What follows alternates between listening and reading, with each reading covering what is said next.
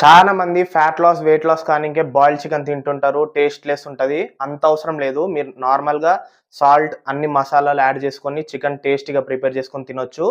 And also boiled chicken ఏ టైమ్‌ల ఎప్పుడు తినాలనేది కూడా discuss చేద్దాం ఈ వీడియోలో ఫర్దర్‌గా.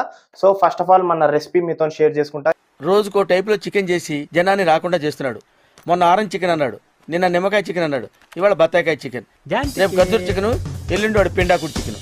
ఏం లేదు, సింపుల్‌గా ఒక 200 గ్రామ్స్ చికెన్ తీసుకోండి. 200 గ్రామ్స్ చికెన్ తీసుకొని అందులో మీకు ఇష్టమైన స్పైసెస్ సాల్ట్, మిర్చి, black pepper whatever chicken masala ఏదైనా యాడ్ చేసుకోవచ్చు. యాడ్ చేసుకొని ఒక హాఫ్ అన్ అవర్ ఇట్లా పక్కకు పెట్టుకొని, ఇన్ కేస్ మీకు ఎయిర్ ఫ్రైయర్ అవైలబుల్ ఉంటే ఎయిర్ ఫ్రైయర్‌లో యాడ్ చేసుకోవచ్చు. లేదా నాన్ స్టిక్ ప్యాన్ ఉంటది కదా, నాన్ స్టిక్ ప్యాన్‌లో కూడా చేసుకోవచ్చు.